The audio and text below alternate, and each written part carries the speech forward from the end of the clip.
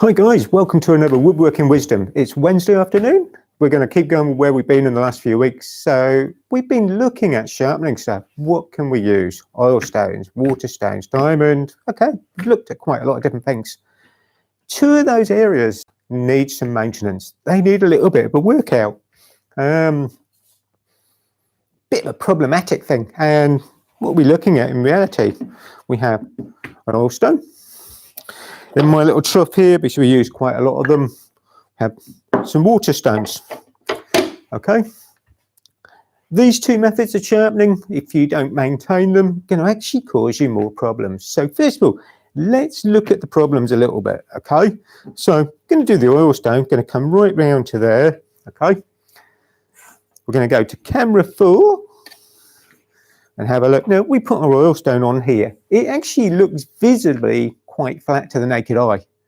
Okay, if I put my ruler on, still doesn't look bad. How about we illuminate in behind there? Now I'm hoping you can see a little line of light going along. Let's tilt the ruler around. Better that way, look. Okay, look at that. You can see the light. So it's slightly hollow. Either end, actually, there's a high spot bridging the ruler because you can't come all the way to the end of that stone. So that's our oil stone. We'll turn it round lengthwise. We're probably going to find it's hollow in the middle. Quite dished, quite a problematic thing. Okay, so one, we've got a number of water stones we can do, so we're going to do exactly the same thing with this. You can see the light. We bring it round lengthwise, put it on, we get lighting under there. So if they're not flat, what difference does it make? Is it going to hurt you? Well, it's not going to allow you to sharpen what you want. So on here, got a couple of things. So first of all, what we're going to really sharpen, most we have looked at your hand planes, your chisels, how we can sharpen those, get a nice cutting edge. You've got your two bevel edges on here. We're not going to go too in-depth on that this afternoon. But this actually is nice and flat. We do a lot of effort to flatten the back of this, okay, to keep it nice and flat, polish it up. That chisel we did last week on the scary sharpening, nice polished surface. We've spent a lot of time to get it right. Now the problem with this is now, we go back to our water stone or oil stone and we start using those to level the back, the stone's not flat. So that's actually going to damage what we're doing on here. It's quite amazing when I read some of the reviews and some things about having to flatten the back of chisels and stuff. And then I kind of sit there and go, I wonder if they're flattening the stuff on something that is flat. If it's not flat, you're actually deteriorating away from where you're aiming. So we've got our chisel, we know it's nice and flat there. So my bit of MDF that we've got here, if we go to camera 2, we're going to turn it up there. It looks reasonably flat. This is the length of my oil stone. So we'll put our oil stone in comparison. This is that. That's the top of it. Now we're just going to highlight certain things, okay? So a little bit of blue wax, okay? Going to spread this along, and I'm sorry I'm blocking it out the way of my arm a bit. Messy task to do, okay? I tried to figure out a nice, easy way of showing you what's going to happen. So we put some blue wax on there, okay? Just going to clean my fingertips. This little bit of plywood, my hand plane blade. We're going to drop it in reality on top of it. Go along, flatten the back of our blade. So, yeah, you do what you did. So we turn this over.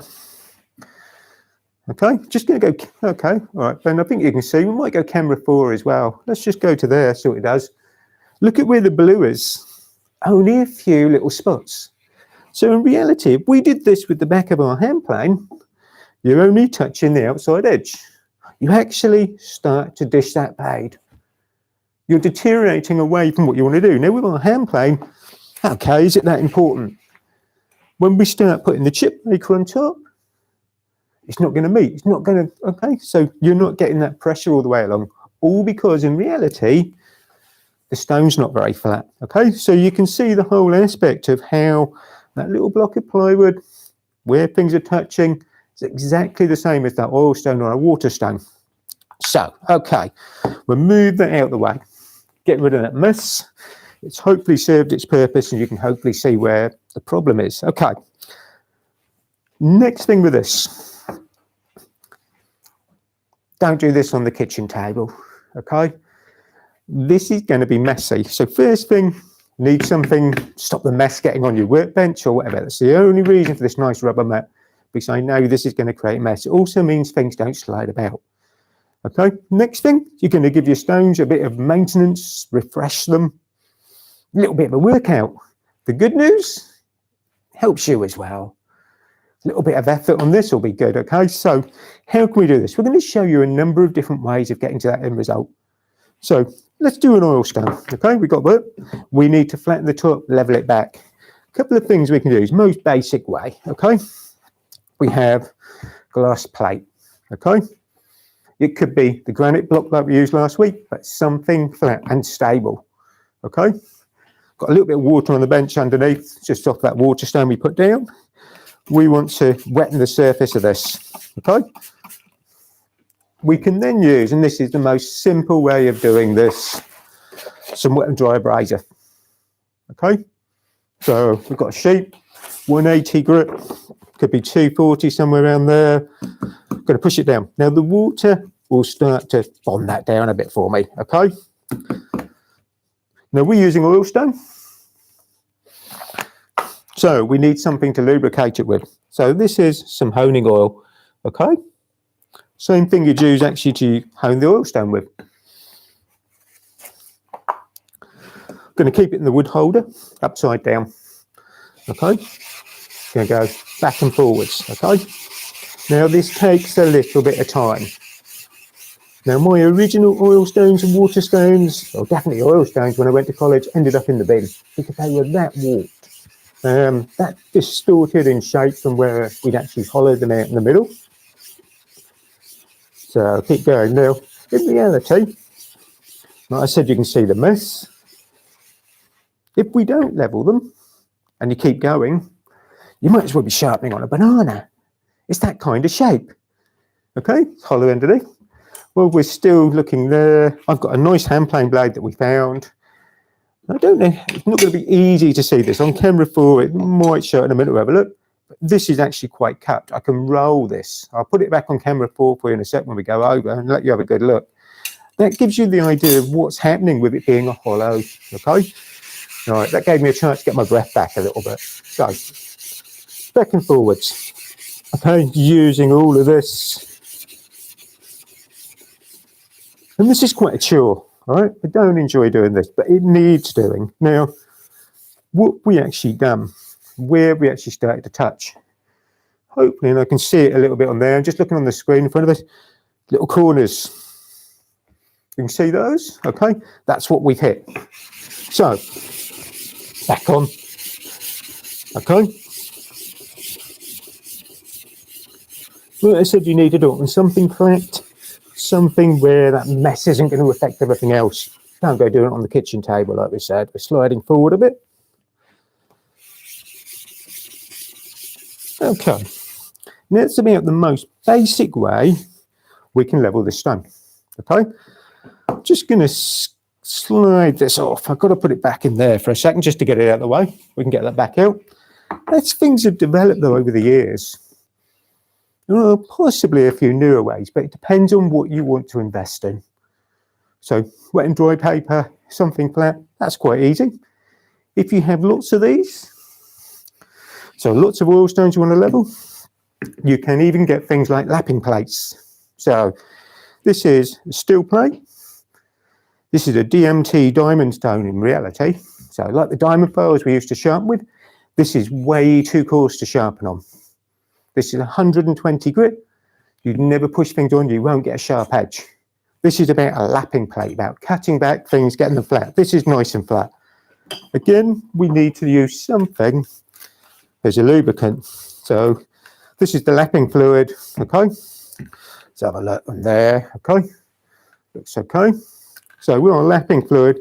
That'll help keep the stone clean, rinse it out. This has got rubber feet underneath. Now, what's the advantage with doing this? We know it's dead flat, it should be quicker cutting, it will last longer than the abrasive. So, a little bit of effort, we keep moving.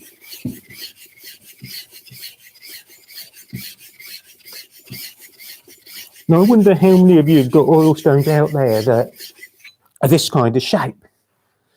It'd be lovely to know how many, the state of these oil stones. Now, one of my dislikes of oil stones, the mess. Okay, the reason I use the Flattening fluid on this, it stops the oil residue and the particles off the oil stone bonding, okay, to the surface of the plate. So to keep it moving, need to clean it, rinse off the residue again. Okay. How do we know when we're getting near? First of all, the colour's becoming more uniform. Pencil can be really good, just to scribble along. Any low spots aren't going to hit the stone, so therefore they will stay. We will see them, a couple of lines, so you start to see what's happening. Like I said, this is quite physical now. I've seen oil stones that you just kind of look at, they look like I said, like a banana. So if you want to get them back to something flat, you've got to do a little bit of work. How often do you do this? How hollow do you let them get? If you do your bit of maintenance, you're going to look after them, they won't be as hollow. They won't need as much effort as this. So, keep going.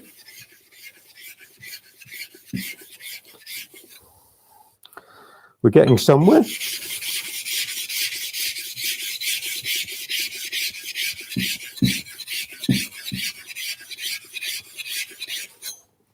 Keep moving. Right, okay. Quick wipe off. Got a little bit of paper behind us. Let's have some of that. Just want to check things again now, see where we are. Easiest way I can do this. Now, I'm just going to hold it up for me to start with. Okay. Now, Ben, I don't know if we go back to camera 4. We shouldn't get much light. That's a lot better than where we were. Okay. So we flatten that, bring it round. Now, the other nice thing we're doing this and flattening it, we created obviously a flat surface to work on. We've also exposed a new surface of the stone, unglazed and unclogged with metal particles. The oil that we use as a lubricant on an oil stone is designed to flush those away, but if it dries on there, it's going to clog the pores in the surface of the stone, stop it working effectively. We said about that hand plane blade, it'll be interesting now if we put it back on the flat stone. I'll get my light. I think you can probably see daylight coming there down the edge, look, okay. I can just see it on the camera we've got here. I can even actually rock this. So this blade is actually really curved from where it's been sharpened on an oil stone, dished out at the front. You're not getting anything flat at all. Now, some of you say, yes, I want a little bit of camber on my blade. A little bit of curve, fine.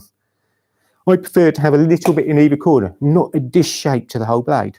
If I wanted a scrub plane blade, I'd put one in the plane, deliberately for that purpose. But for this, we want to get it back to nice and flat. So oil stones, now the reason I did those first, they're harder. It's a harder grit particle.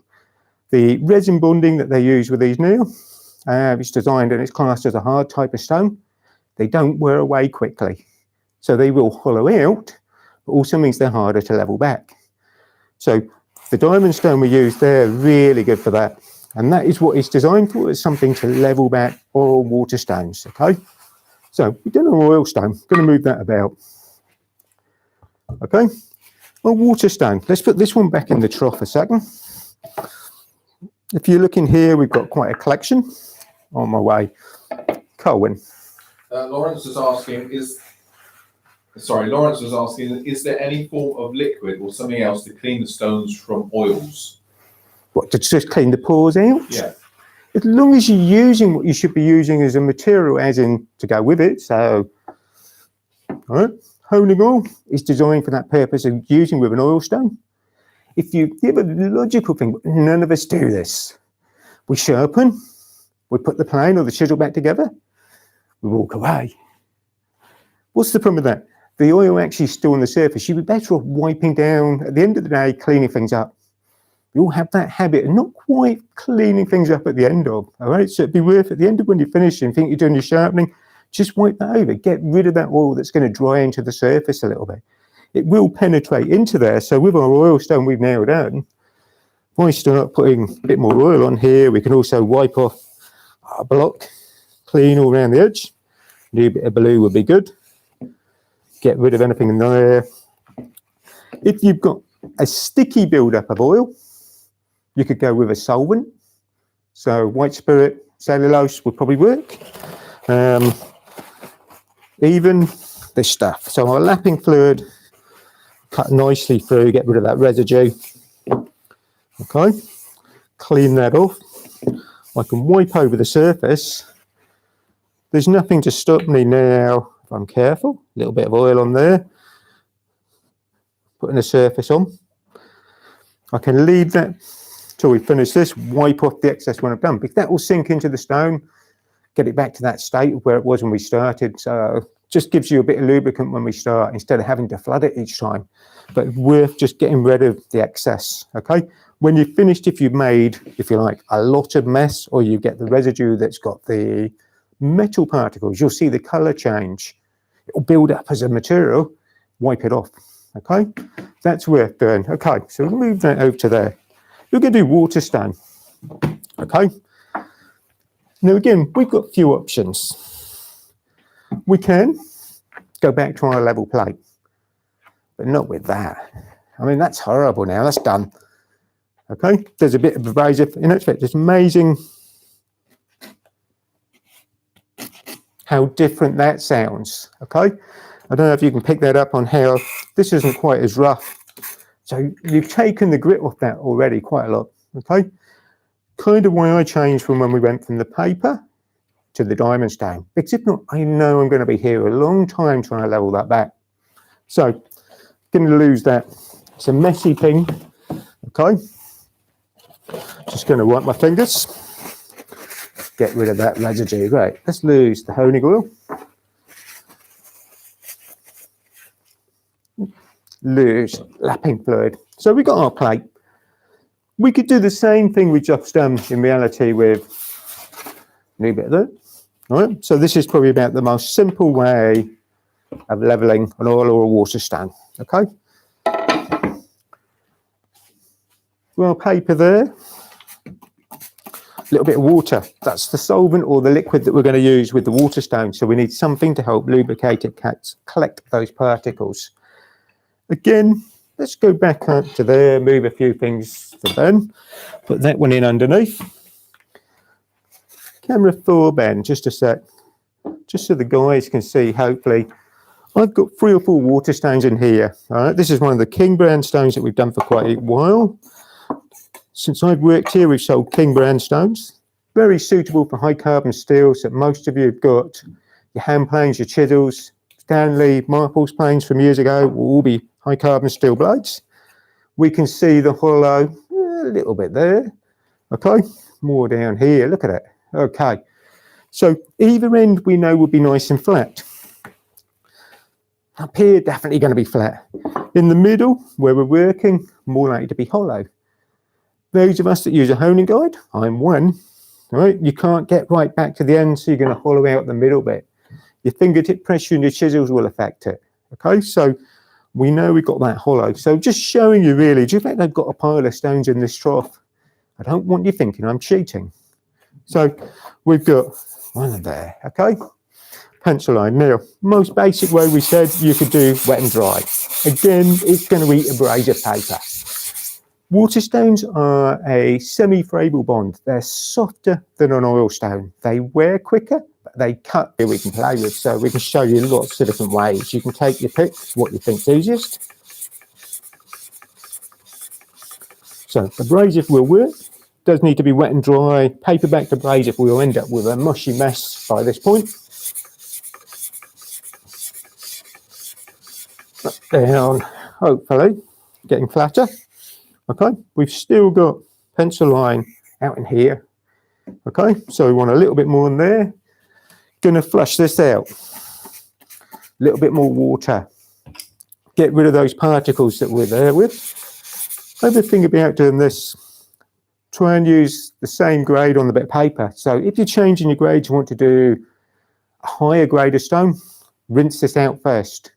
So you're not taking the particles that you left here, the gritty bits, going to put them on your finer stone. It will do a bit of damage, scratch it. So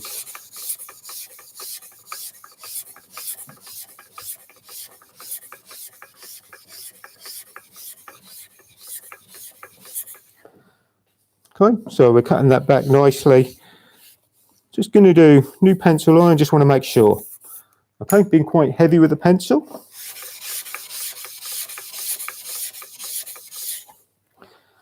Okay, that looks quite good. Again, gets us back to a flat surface, opens up the pore structure so we get a nice clean surface, better to work with. Going to lose our glass again. Okay, so we've done an abrasive.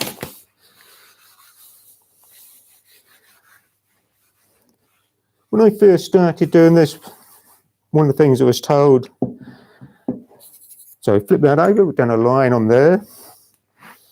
You can have two stones and rub them together. You can, as long as they're the same sort of grade. 800 to 1000.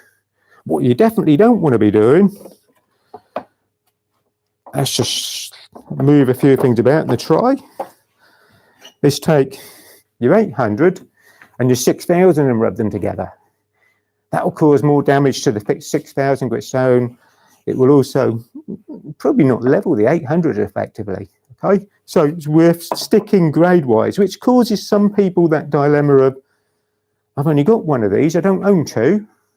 We could sell you another one, but personally you only need one. So we're going to do, now there's, we've got pencil line, we need to level it, we've done one side. Other thing then, okay. Then where should we go? Let's go to number 4. I'm trying to keep the mess in a place. Okay, all right, so number 4 on there, we've got a ceramic stone, which is a leveling stone, okay?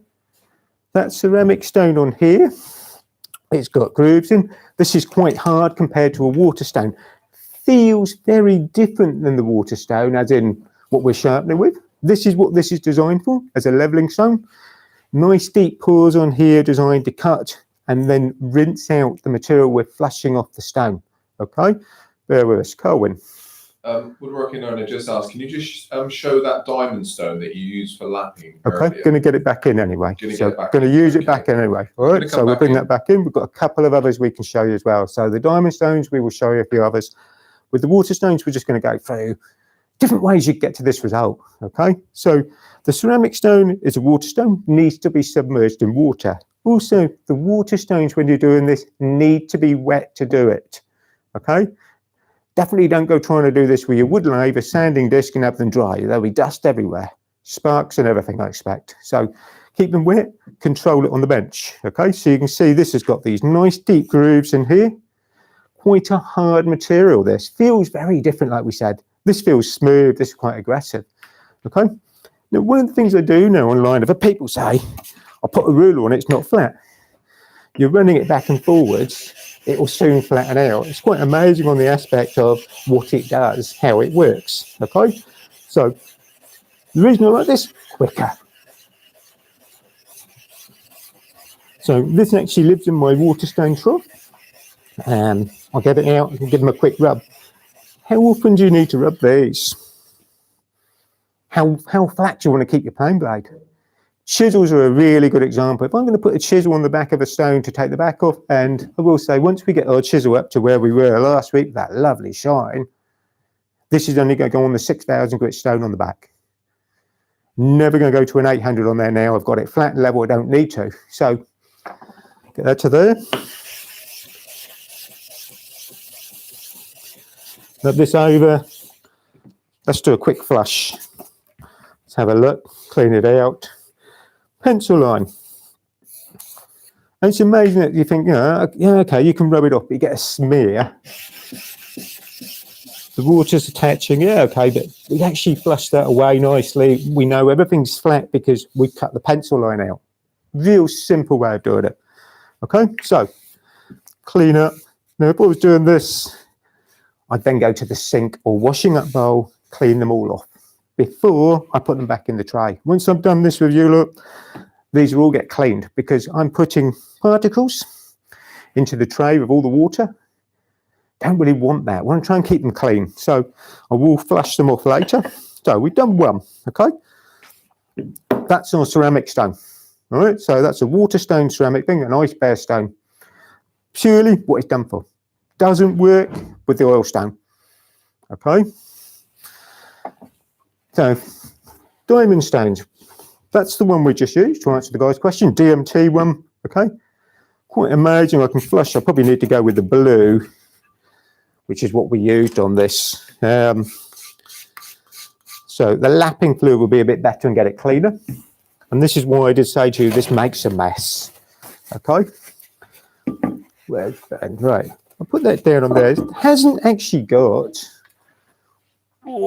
too much of a grain structure, but it's quite a coarse grit, 120 grit. It's a steel plate, so 8-10mm thick, 4 rubber feet, sticks down, works really nicely on the bench. That we've got something that doesn't flex, doesn't bend. Okay. If you had lots of water stones and oil stones to do, much better way of going.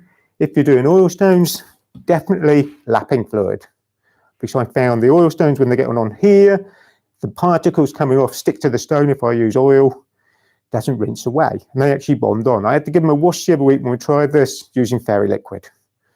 Okay, so we found the lapping fluid's a better way of working. You could use stick down diamond plate we used in the scary sharpening. We do a 240 grit one, not quite as coarse as what we've looked at there. That would be effective. Okay. We do our sharpening stone. Okay, Colin. So David is just asking, how do the number on diamond stones compare with the numbers on water stones? So if he's doing a secondary bevel, typically with 1000 grit on the diamond stone, what is the equivalent grit of the water stone? They don't cross over in grit sizes. That's a sad thing about it, okay?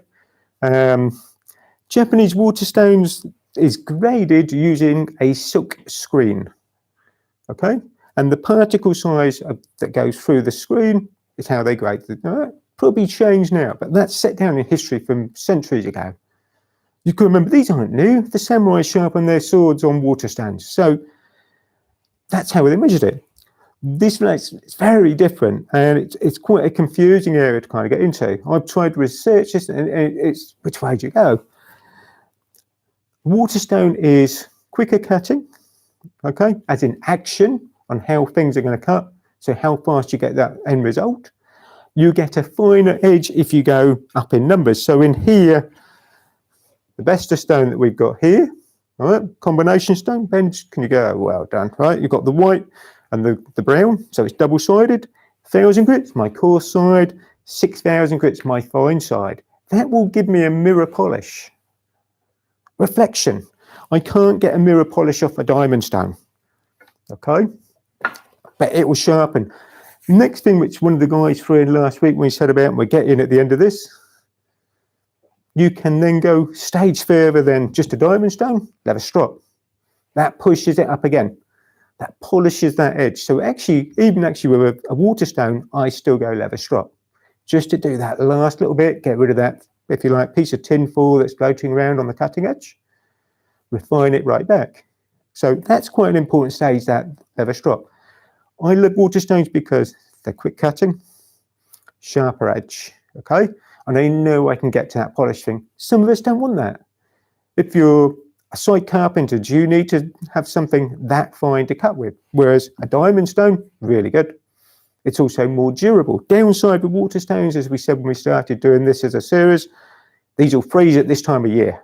If you leave them in the shed and you freeze, they will crack. So if you leave them in water, you're going to damage them. They wear a bit more, they need a bit more dressing. So those things come into it, whereas your diamond stone won't. So there are fors and against on each bit, which when we get to the end of this, we're going to repeat a little bit of this with you. Okay, so hopefully that's given you a bit more of an understanding. Grade-wise, the higher the number you go, the finer the edge, but they don't quite cross over as a grading system. Okay, I wish they did, it would make it easy. So we've got our pencil on. On here we have our double-sided diamond stone, so 400,000 grit. This isn't that out of shape, so I'm actually going to go 1000. Okay, Again, a bit of water. So we can use the diamond stone to dress this. Now we can either have that there, I could turn it over and actually move the stone. Might be easier to grip. So how you hold things and gripping it, there's more for me to grip on the water stone than there is the diamond. So that's easier. Okay, so we're rubbing that together, dress that back. Now you can see the lovely mess I'm building up on my leather, or on that rubber mat.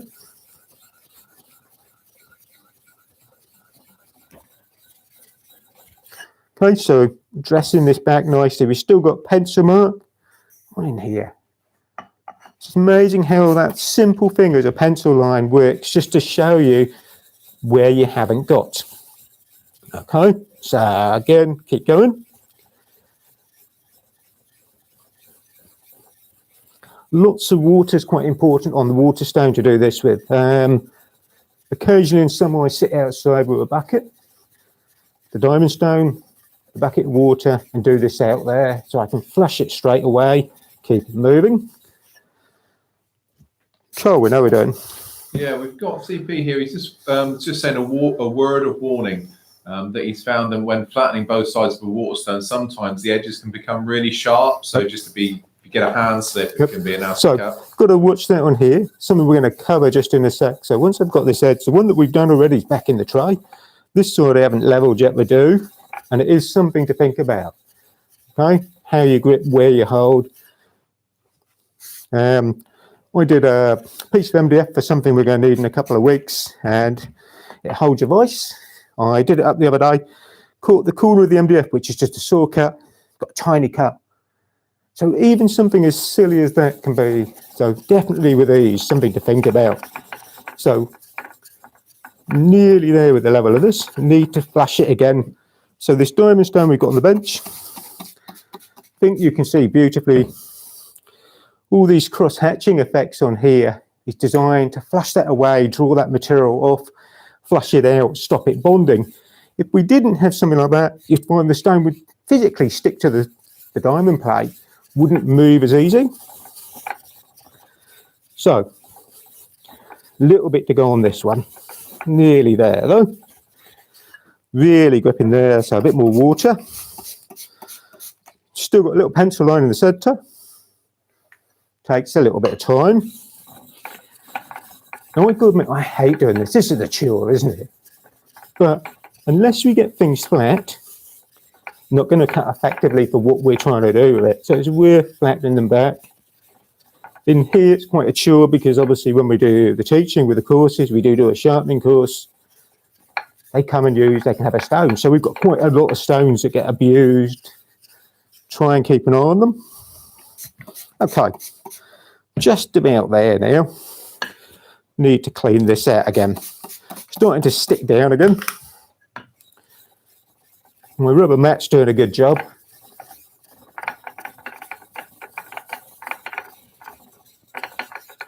Okay. So in here now we've leveled it back. Really sharp edge down through here. What to do? Up an edge. 1, 2. I can do the ends. We're not doing too much, just enough to take that sharp arrow off, soften the corner very slightly, okay? So we're doing that. So this is diamond stone. We've got 1000 grit on there. Now the other one we showed you the other week, oh, what a mess. Okay, getting there. Secooning, all right, so this is a range of diamond stones we do. On here we actually have 2 pieces, so this is an aluminium plate. Now you can use this as a sharpening plate. You could have it double-sided. They have a self-adhesive backer, which is what this is. On the top here, we've got the lapping plate, which is 140 grit. So this is similar to what we looked at on the DMT one. This one I love. Let's see if I can get this on number 4 for you as a camera. I don't know if it's going to quite go. Yeah, okay, you can see the pattern on there. Isn't that lovely? Lots of deep grooves. Now this is, and we said when we started doing the diamond stone series and we looked at these, 2 types of different diamond stone. Monocrystal or polycrystal, all right? The more expensive, from memory, I can't remember now, polycrystal from memory, okay? I might be wrong. We need to go back and watch the video. So this is a better type of diamond, right? These are lab grown, perfectly, for this purpose. These are precisely laid out as a pattern and a shape to try and create that clearance pattern and everything else. So a lot of research goes into this sort of stuff. 140 grit. Now we've done quite a lot of work with this little plate. I've leveled some chisels back with this to get the dents and everything in the screws. So we can also use it, obviously, to do this. So let's have another stone. Which one haven't we done? Okay. Nice dirty stone, a bit grubby. So we know we've got something to do. You can see the dirt up on here. Look, got a little chip in the corner. Pencil's getting a bit worn out. Last one to do, hopefully. So your diamond plates can be a really good way of doing this, okay? But then you get these guys go, I could just sharpen on my diamond plate. Won't quite go as fine. So, now we did say we were going to show you different ways of doing it. So at least now you've seen the aspect of what is there, different diamond plates, maybe how they will work. The 140 grits, what's that used for if you're going to have this as a sharpening plate? Really to remove damage. If you drop that chisel, it will take that chip back. The finer grades are going to be better to sharpen them.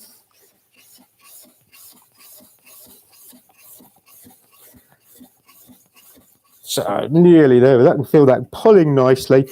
Need to rinse this back out. Now it's weird, isn't it? Because people say to me, do you prefer oil or water stones? I prefer water stones, they're not as messy. Now, this is water-based, this cleans off really easily, wipe it up. The oil stone, with it being the oil, can get messy and it can stain the timber as well when you're working with it. So at least the water stone isn't as messy to clean up. One side I think is pretty good. Oh, feel that grip. Oh, back to there.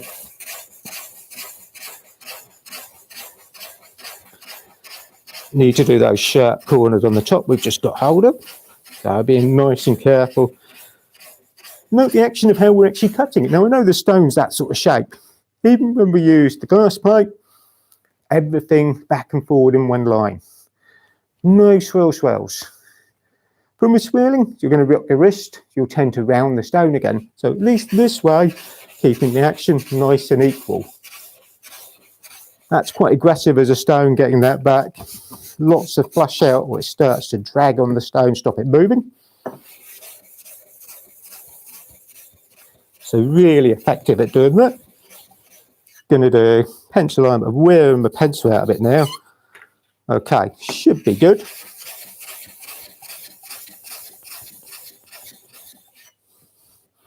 So something like the plate we've got on here is great if the stones have become heavily worn.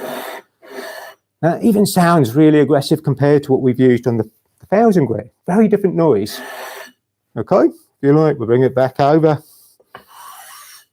So that's going to change how much we're cutting off those corners quite quickly. So what I'm getting over the 140 grit that we've got here, cutting really effectively to level things back quickly. Okay, so what a mess. Okay, just going to clean this up.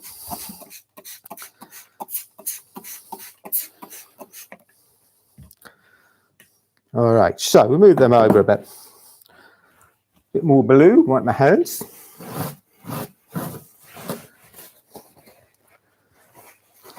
So your diamond stones play a real part in maybe leveling stuff back for you, okay? Get it flat. We want to get away from that plain blade that's got a dish because your stones become very dished. So the only way to do that, have something flat. Gradually stones will hollow out again. You need to keep an eye on them. Simple thing with your ruler, hold it up to the light, a bit like you do your plane. Check where things are, really easy to do. Next thing then, so quick recap. People say, and this is a bit of a turning point from my point of view. What would I sharpen on? I'm not an oil stone fan, all right, because they're dirty, messy, difficult to maintain, okay? They don't cut quickly, so they're slow cutting, makes it hard work. Water stones, quick cutting, faster action, so you get back to the job quicker. Some of the newer stones that have come onto the market in the last 10 years, so the best stone we've got here, okay, is more suited for the better grades of steel. So what are they? Veritas make things like PMV, okay? See if we can fire the chisel. All right, so Veritas do a PMV chisel. It's made out of a harder metal. So you get an O2 tool steel as well. That's harder. So the harder the metals become, they're trying to then adapt the water stones to suit what you're cutting. So the best is good for that. If you were going just with what I would class as your Stanley, Marples, those sort of things, high carbon tool steel that's been around for years. The King brand of stone that we've done for quite a few years will be a bit cheaper. Okay. You need to think of something to sharpen on. It's a mess, isn't it, Cohen? All right, so get your King stone. The best of stone, the orange, 800,000 grit. You need something to polish with. 6,000 grit, so higher grade. 6,000 is enough for most of us, okay? So far that's oil, water. Diamond stone. Doesn't go fine enough for what I want, so it doesn't polish. Fantastic though for doing the backs of chisels and plane blades because you know these stay flat. Your water stone, if it wears, goes back to the problem we've just dealt with. Get it back to a nice flat surface, okay? So your diamond stones will stay flat, but don't go as fine as I'd like.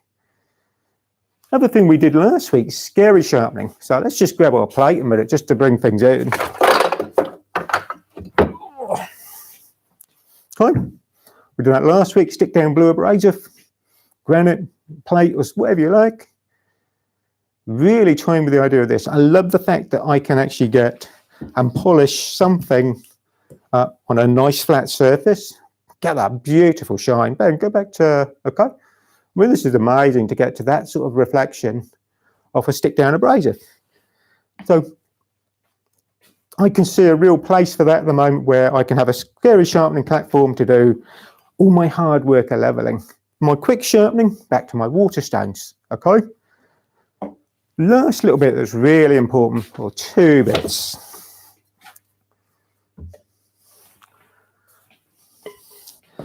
Grab it all, okay? And it would be nice to have everything I'd love to show you at the moment, but it's just not that easy at the moment. What you sharpen on depends on what you want to use. There's fors and against. If you had questions, you know where we are, can always email us, okay? Colwyn's got a question.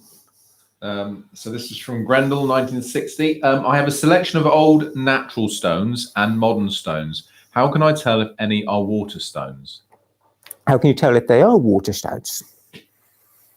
Ooh. Okay, we do. All right, give us a sec. Show you a really good way.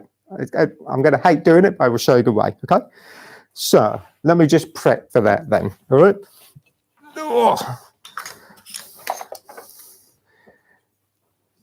Your oil stone. And for those guys that have used oil stones, this is an interesting thing as well that'll be good. Oh dear, this is going to seem like sacrilege. Okay. If you've got an oil stone, all right, so Ben, bear with me a minute. I was trying not to put everything in the mess in the middle of the bench. Right, okay. On there, that on there, there's your oil stone, okay?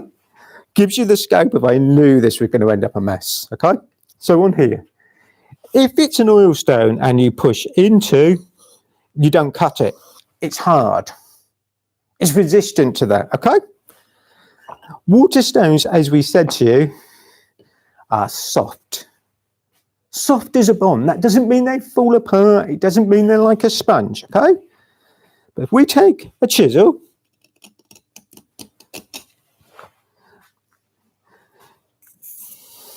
okay, we can, sorry Ben, cut the stone. You cannot do that with an oil stone, okay? So that's the easiest way you can find out if it's a water or an oil stone if you're unsure, okay? Now I've got something to level back again, okay? So, we know there is a difference. Now, next simple thing is a difference as well. If you've used oil stones traditionally,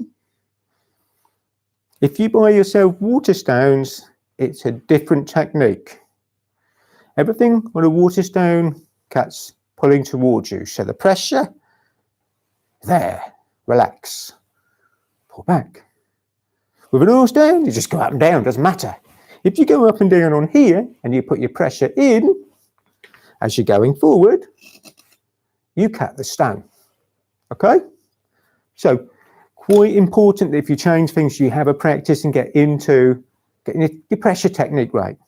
Your water stones, as we said, will give you a better finish, okay?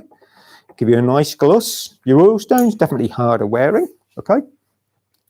Your scary sharpener I love because it's good and it doesn't alter and it stays flat and will polish the backs for me, okay?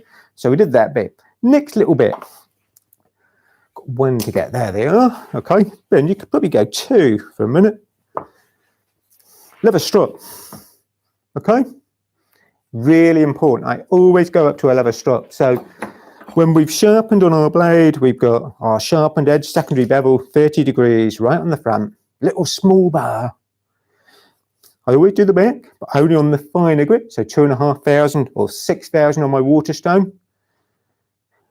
Always finish off leather strap. So pulling towards me again, come along, okay? Relax to there. Now that's taking off that minute piece of tin foil that's floating about. Turn it over, do the back, pressure down, pull it towards you, okay? Don't go and try and push it. But that's such an important part. It seemed to have been forgotten about over the last 15 years. Coming back into fashion now. So this is one of the leather straps we do. These are brand new, just come in. Seeing these, going to do a feature on these in a couple of weeks' time where we look at these. But nice leather strap, double-sided, different grades, European made. So if that means anything to us, all right. So quite nice that it's something a bit bigger as well. So that'd be good for your workshop, different grades. You get honing compounds, polishing paste, something to put on the leather strap. That will help buff it up. It's got a minute abrasive particle, okay? Up to there. Last thing, always try and remember to do, and it's always difficult on the videos to do, trying to get things done. Get your blades, you've sharpened it. Now at the moment, if you think about what we sharpen with, water stones, use water, doesn't go together too well with, okay, what we're actually sharpening with. So your tool steel will corrode if you get it wet. Okay, if you use a diamond, okay, you've got a lapping fluid, you can use water, but the lapping fluid's about anti-corrosion. Okay, we said about cleaning off the surface when you've done, when you've finished. Who's doing it? Okay, all right, they're still going to be quiet now. Okay, so actually, I don't have to do that. I don't have to clean up, do I? So we need to clean up, get rid of the water. Okay, when you're done, get rid of that waste, buff it up. Wipe these down, get them dry. Most important thing then, something to protect it before we put it back in the plane. So something like the camellia oil, I can do light spray over. Again, the Japanese have used these for centuries, okay? So camellia oil has been used for centuries to protect things like that Japanese swords. We've all seen the Antiques Roadshow, that sparkling, dazzling samurai sword if they get it out. And then we get out the English sword from 300 years ago that's gone rusty. Maybe this was the secret. Something just to protect it, wipe it over. You don't need a lot. It doesn't stain the wood. Meant to be non-toxic, but I'm not going to try. Okay. So but that will just protect it.